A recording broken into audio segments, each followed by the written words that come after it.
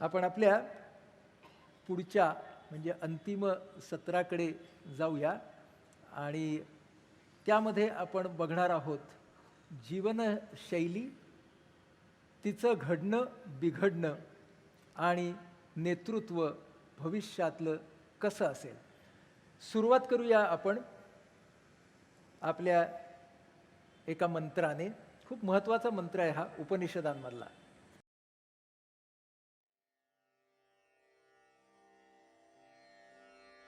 ॐ उत्तिष्ठत जाग्रत प्राप्य वरान् निबोधत क्षुरस्य धारा निशिता दुरत्यया दुर्गं पथस्तत्कवयो वदन्ति ॐ शान्ति शान्ति शान्तिः. विवेकानंद असं म्हणायचे की हा एका श्लोकाचा अर्थ जर माझ्या भारतभूमीला कळला तर भारतभूमी उत्कर्षाप्रत आणि उत्कृष्टतेप्रत जाईल. का बरं ते असं म्हणायचे? बघायला गेलं तर उठा जागे व्हा, श्रेष्ठ आचार्यांजवळ जाऊन ज्ञान प्राप्त करून घ्या, याच्यात काय फार वेगळे सांगितलेलं नाही आहे. पण ते वेगळं काय आहे बघा, आदिम भावनांमध्ये अडकून न पडता उन्नत भावनांकडे जाणं शिकण्यासाठी आचार्यांकडे जा. कारण तुम्हाला स्वतःला पुढे काम करायचंय. म्हणून पुढे जे आहे ना, धार लावून पाजळलेल्या वस्त्र्यावर चालावं, ते असी धारा व्रत आहे. दयानंद सरस्वती म्हणतात, it is spiritual romanticism to think that just by sitting under a tree one can get enlightened. म्हणजे काय, आम्ही बसलो बाबा, आता आम्हाला ज्ञान झालं तर असं काही होणार नाही. आपल्याला शिकावं लागेल. श्रेयसचा ध्यास धरा. आपण ज्या श्रेयसबद्दल बोलत होतो त्या श्रेयसचा ध्यास धरा आणि श्रेयस ज्यांना मिळालं आहे अशा श्रेष्ठ आचार्यांकडे जा, असं सांगतायत आपल्याला. परमहंस म्हणतात रामकृष्ण, ईशकृपेचा वारा सदाचा वाहत असतो. आपण आपल्या गलबतांची शिडं उभारणार का नाही हा प्रश्न असतो. वारा वाहतोच आहे. एरवी ह्या वाऱ्याचा आपल्याला काहीच उपयोग नाही. आणि जेव्हा आपल्याला अशा पद्धतीनं ज्ञान मिळतं, तो मार्ग आपण आक्रमायला लागतो, कठीण असला तरीही, तेव्हा आपल्यालाच आपण नव्याने मिळतो. अल्बेर कॅम्यूचं एक छान वाक्य आहे, in the midst of winter I found there was within me an invincible summer. या सगळ्या शिशिरामधून जात असताना, त्या बर्फामधून जात असताना मला माझ्या आतमधला वसंत मिळाला. इनव्हिन्सिबल, दुर्दम्य असा वसंत मला मिळाला. फारच छान श्लोक आहे. आणि आपल्याला जगणं कसं असतं, जगणं कसं असावं, आपण आता आपल्याला बरोबर कळतंय की ज्या आदिम भावना आहेत त्यांच्यावरचा हा श्लोक आहे बघा. जो माणूस त्रिगुणामुळे घडणाऱ्या कर्माचा अभिमान स्वतः धरतो, स्वतःला कर्ता समजतो, प्रकृतीच्या स्वाधीन होऊन वागतो, तोच पुरुष या कारणाने कर्मात बद्ध होतो. म्हणजे तो अडकला, तो जखडला. तो कशामध्ये जखडला? तो स्वतःच्या देहामध्ये, स्वतःच्या मनामध्ये जखडला. म्हणजे अशा माणसाची जीवनशैली ही कशी बरं असणार? मी उपभोक्ता, मी मालक, मी करता. हा माणूस उपभोगाच्या अधीन होऊन स्वतःच्याच जाळ्यात सापडतो. आणि या जगात अशीच माणसं जेव्हा यशस्वीपणाचा मापदंड बनतात, अशी माणसं जेव्हा श्रेष्ठ मानली जातात, तेव्हा इतर सामान्य लोक सुद्धा त्यांचं अनुकरण करतात. आज थोडीशी आपली ही गत झालेली आहे की आपण ज्या जीवनशैलीचा मापदंड बरोबर धरून चाललो आहोत, ती जीवनशैली ज्यांच्याकडून आपल्याला दिसते, बघतो आपण बाजूला, त्याचे मापदंडच तसे आहेत. म्हणजे आज एका कुटुंबामध्ये चर्चा चाललेली मी ऐकली, लग्न कसं करायचं घरातल्या मुलाचं. तर त्याचे आईवडील म्हणाले की बुवा तुला कसं वाटतं करायचं? तो म्हणाला ते 4 दिवसाचं यथास्थित लग्न व्हायला पाहिजे. कारण ना ते स्टँडर्ड आहे. लोकेशन वेडिंग व्हायला पाहिजे, कारण ते स्टँडर्ड आहे. म्हणजे आमचं स्टँडर्डच जेव्हा तुम्ही किती खर्च करू शकता किंवा किती खर्च केलेला दाखवू शकता त्याच्यावरती आहे, तेव्हा आमची जीवनशैली कशी असणार? म्हणजे जीवनशैलीच्या मागे सुद्धा जशी भावनिक बैठक तशी जीवनशैली. आपल्याला सवय आहे शब्दापासून सुरुवात करायची. लाईफ आणि स्टाईल. लाईफ डिक्शनरीतला अर्थ capacity for growth, functional activity and continual change until dead, असे लिहिलेले लाईफची व्याख्या. आणि लाईफस्टाईल म्हणजे the way in which a person or group lives. ही जीवनशैली कशी घडली? आपण बघितलं की उत्क्रांतीच्या प्रवासाबरोबर ती घडली. ज्या वेळेला जीवशास्त्रीय आव्हानं होती ना, तेव्हा जीवनशैली म्हणून काही नव्हतीच हो. दिवस यायचा दिवस जायचा, रोज राहिलात तर काय, जीवन असलं तर शैली. म्हणून जोपर्यंत जीवन टिकाऊ झालं नाही, जोपर्यंत संस्कृती निर्माण झाली नाही, तोपर्यंत जीवनशैली निर्माण झाली नाही.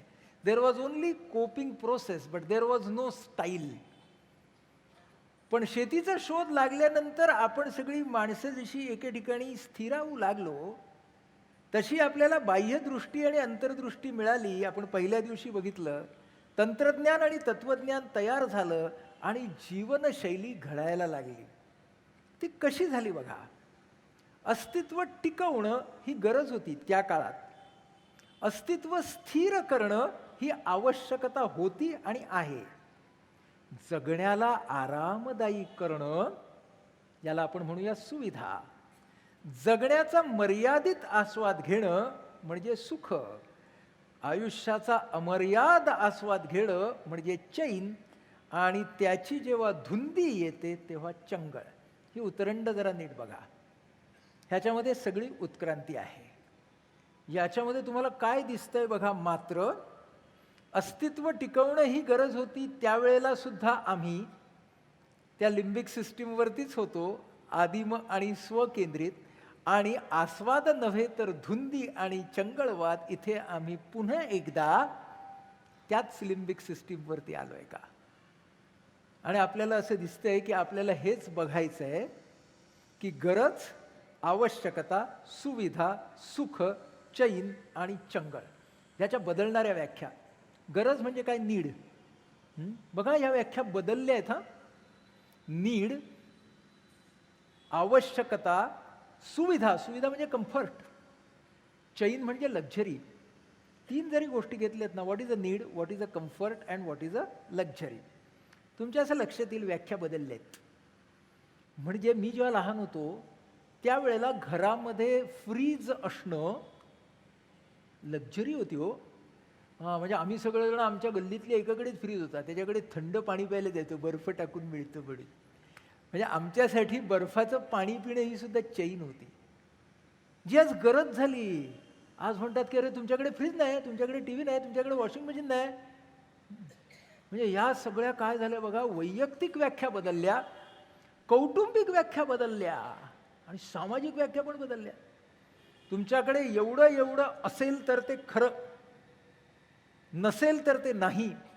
एवढंच नाही तर एका कुटुंबामध्ये असलेल्या व्यक्तींच्या व्याख्या बदलल्या. हे तुमच्या आणि आमच्या घरातली गंमत आहे बघा. म्हणजे घरामधली एक पिढी असते, ती म्हणते अरे हॉटेलमध्ये कशाला जायचं, घरी त्याच्यापेक्षा चांगलं खायला मिळतं ना, अशी एक पिढी असते. मग त्याच्यानंतर म्हणतात कधी मधी जाऊया बरं का हॉटेलामध्ये. आणि मग अजून एक पिढी असते, ती म्हणते 8 दिवस झाले आपण हॉटेलच नाही गेलो. बघा ना, व्याख्या बदललेल्या आहेत. जीवनशैलीच्या व्याख्या बदलत आहेत. हा आपला प्रॉब्लेम आहे आणि संघर्षाचं खूप मोठं कारण आहे. कितवीत असलेल्या मुलाला मोबाईल द्यायचा, कोणता द्यायचा, कारण आहे संघर्षाचं. आयफोन घ्यायचं का नाही, कारण आहे संघर्षाचं. गाडी कुठली घ्यायची, जुनी गाडी कधी विकायची, किती संघर्षाची कारणं आहेत. जिथं एकवाक्यता नाही तिथं दरी आहे आणि दरी रुंदावते म्हणून तणाव निर्माण होतो. मग एक उपाय काय आहे माहिती आहे दरी सांधण्याचा? सगळ्यांनीच चैन आणि चंगळीकडे जाऊया.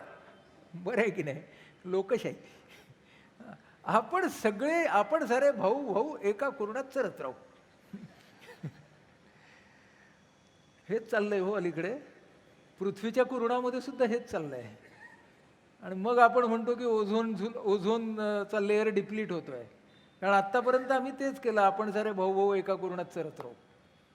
म्हणजे हे सगळ्यात सोपं असतं. तू लिंबिक सिस्टीमला, मी लिंबिक सिस्टीमला, तू आदिम पातळीवरती, मी आदिम पातळीवरती. जोपर्यंत आपल्याला कशाशी तोशिष होत नाही ना, तोपर्यंत आपल्याला काही प्रॉब्लेम नाही. असं बघून घेऊ. याच्यातून ही तयार होते जी जीवनशैली, त्याबद्दल समाजशास्त्रज्ञांनी एका नवीन आजाराचं निदान केलं आहे. त्या आजाराचं नाव आहे ॲफ्ल्युएन्झा. ॲफ्ल्युएन्झा म्हणजे काय? इन्फ्लुएन्झा ऐकलाय ना? ऐकलाय. हा नवीन आहे 21व्या शतकातला. याला म्हणतात ॲफ्ल्युएन्झा. नीट वाचूया. हा. It's unhealthy and unwelcome effects of affluence. सुबत्तेचे दुष्परिणाम. Bad effects of living in a society where many people are rich, too rich, खूप सारे श्रीमंत आहेत, such as always wanting new expensive things or having to work too hard for acquiring them. म्हणजे एका बाजूला आम्हाला हे पण पाहिजे, ते पण पाहिजे, म्हणजे मला होम थिएटर पण पाहिजे, मग त्याच्यानंतर मग तो AC पण पाहिजे, मग अमुक पाहिजे, ढमुक पाहिजे, आणि I have to work hard. मी आज IT क्षेत्रातल्या कंपन्यांबरोबर काम करतो. तिकडे तरुण मुलं मुली मला भेटतात. त्या सगळ्यांना मी विचारतो, पुढच्या 5 वर्षाचा प्लॅन काय? तो म्हणतो साधारण ह्याचा EMI एवढा, याचा EMI एवढा. मग हे सगळे EMI जमले की मग लग्न करायचं. पण लग्न करायचा फायदा आहे, EMI डिवाइड होईल. वा. बघा. So working too hard for acquiring things. खाली लिहिलंय, a psychological malaise supposedly affecting young and wealthy people, symptoms of which include a lack of motivation, feeling of guilt and sense of isolation. एवढं सगळं असूनही ना, सगळं आहे हो, पण ना गंमतच येत नाही. मग माणसं कुठेतरी दऱ्याखोऱ्यात वगैरे जातात, माहिती आहे ना, की आता सगळं आहे पण इथे काहीच नाही आहे, तर आता आम्ही काय करायचं? आणि मग मोटिवेशन राहत नाही, कारण सगळंच मिळालंय. आता कशासाठी झगडायचं? पुढं काय करायचं? ह्याला म्हटलंय ॲफ्ल्युएन्झा. खूप सारी पुस्तकं या विषयावरती आली आहेत. त्या सगळ्यांच्या समोरचा प्रश्न हा होता, in some of the robust and well performing economies why people are not proportionately happy. हा आजचा तुमचा आणि माझा खूप महत्त्वाचा प्रश्न आहे. हॅपीनेस इंडेक्सवरती सगळे लोक बोलत आहेत, आणि आपल्याला नेहमी असं वाटतं की भौतिक सुबत्ता जशी वाढत जाईल तसा हॅपीनेस इंडेक्स वाढत जाईल. जगामध्ये आज आपल्याला असं दिसतंय की ज्या प्रमाणात भौतिक सुबत्ता वाढतायत त्या प्रमाणात हॅपीनेस इंडेक्स वाढतोच आहे असं नाही. त्यामुळे हा सगळ्या जगापुढचा प्रश्न आहे. ज्ञानेश्वर म्हणतात, कर्माचे डोळे ज्ञान, आंधळाचे पाख आहे ती, ते कवणा उपेगा जाती, तैसे सत्कर्माचे उपके ठावी अज्ञानातेवी. अज्ञानी लोकांच्या बाबतीत सत्कर्माचे श्रम निरुपयोगी होतात, कारण आंधळ्याचे पंख. तो उडायला जातो पण त्याला दृष्टी कुठे आहे? उडण्याचं बळ पंखामध्ये आहे पण त्याला दृष्टीच नाही. म्हणून ज्ञानेश्वर म्हणतात, घासभर अन्नासाठी चिंतामणीला लाथाडणारा आंधळा. म्हणजे काय माहितीये? शॉर्ट टर्म इमोशनल गोल्ससाठी लॉंग टर्म इमोशनल गोल्स नाकारणारा. घासभर अन्न म्हणजे शॉर्ट टर्म इमोशनल गोल, आणि चिंतामणी म्हणजे लॉंग टर्म इमोशनल गोल. पण आज आम्ही शॉर्ट टर्म इमोशनल गोल्सनी इतके आंधळे झालेलो आहोत की बघून घेऊ यार, कोणी सांगितलंय, नंतर काय होईल ते पाहू. आता ना याचा अर्थ मी असं म्हणत नाहीये की फक्त लॉंग टर्म इमोशनल गोलकडेच पहा. माझं म्हणणं असं आहे, लॉंग टर्म इमोशनल गोलकडे जरूर पहा, म्हणजे असंही नका करू बरं का. काही लोक असे पण आपण पाहत होतो, आता कमी झालेत, पण माझ्या आणि त्याच्या आधीच्या पिढीत होते, जे फक्त लॉंग टर्म इमोशनल गोलकडेच बघायचे आणि ते पैसा असा बाजूला काढून ठेवायचे. रिटायर झाल्यावरती गावी जायचे आणि एक घर वगैरे तयार करायचंय, आणि मग त्या घरात राहायचंय. म्हणून वयाच्या 35व्या-40व्या वर्षापासून हे वाटतंय खावंसं, अजिबात नाही, ते वाटतंय, म्हणजे एकही शॉर्ट टर्म इमोशनल गोल नाही. पैसा, कारण घर बांधायचंय, त्या घराला नाव द्यायचंय श्रमसाफल्य. आणि मग तिथं बसेपर्यंत गुडघे धरलेले आहेत, बीपी वाढलेले आहे. आपलं म्हणणं असं आहे, लॉंग टर्म इमोशनल गोल लक्षात ठेवा जरूर, पण शॉर्ट टर्म इमोशनल गोलचा विचार करताना पुढे आपण कसा विचार करा ते सांगणार आहोत. की शॉर्ट टर्म इमोशनल गोल्समध्ये healthy unhealthy, developmental not developmental असं पुढे कसं बघायचं ते आपण बघूया. म्हणून कर्माचे डोळे ज्ञान ते निर्दोष व्हावे. ज्ञान पाहिजे, ती दृष्टी पाहिजे. ती दृष्टी कशी, आणि ती दृष्टी नसली तर काय होतं? लटका अहंकार. लटका अहंकार आपल्याला सांगतो माझ्याकडे हे आहे, माझ्याकडे ते आहे, पुढच्या वर्षी ना मी हे घेणार आहे, त्याच्या पुढच्या वर्षी ना. अलीकडे माणसं सुबत्ता दाखवण्यासाठी परदेशात जातात बरं का. म्हणजे आम्ही ना यावेळी दुबईला जाऊन आलो, आता पुढच्या वर्षी ना युरोप आणि त्याच्यानंतर US ही सुद्धा हायरार्की लोक तयार करतात. म्हणजे कुठून कुठे जायचं याची. त्यामध्ये ना देश पहावा, वेश पहावा, संस्कृती पहावी हा विचार नसतो. तर याच्यामध्ये दरवर्षी आम्ही जास्त खर्च करू शकतो हे सांगणं त्याच्यामागे असतो. हा लटका अहंकार कसा असतो? रमण महर्षी या लटका अहंकाराला म्हणतात स्पुरियस इगो. छान शब्द आहे, स्पुरियस इगो. ते म्हणतात मंदिराच्या स्तंभाच्या पायाशी तो स्तंभ तोलून धरणारी एक शिल्प आकृती असते, तसा लटका अहंकार असतो. त्या शिल्पाकृतीला खरंच वाटायला लागतं की आपण मंदिर तोलत आहोत.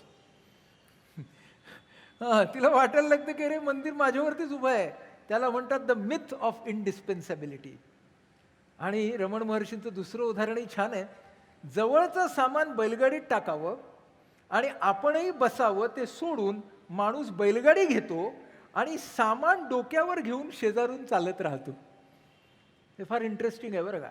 म्हणजे मी मस्तपैकी छान मॉडेलची गाडी घेतो आणि ट्रॅफिकमध्ये वापरता येत नाही म्हणून ती वापरतच नाही. हे काहीतरी आपलं असं झालेलं आहे. So right now 90% of times you are only thinking about life, not living it. असं हे जग्गी वासुदेव सद्गुरू म्हणतात आणि ते खरं आहे. म्हणून निर्दोष ज्ञान कधी आणि कसं होईल? तर घेण्याबरोबर जोपर्यंत देणं येत नाही तोपर्यंत ज्ञान निर्दोष होत नाही. सगळं घेणं घेणं घेणं घेणं घेणं घेणं, कुठेच देणं नाही. त्यामुळे घेणं निर्दोष करायचं असेल तर सुरुवात कुठून केली पाहिजे? देण्यापासून. यज्ञ दान तप पहिला दिवस आठवा, पहिला न्यूकॉर्टिकल टच. आणि द्यायचं तर कसं द्यावं? निस्सीम भाव उल्हासे. म्हणजे देताना ना अगदी मनापासून छोटंसं देईन मी, पण ते देताना खूप छान पद्धतीने दिलं ना तर माणसाला खूप बरं वाटतं.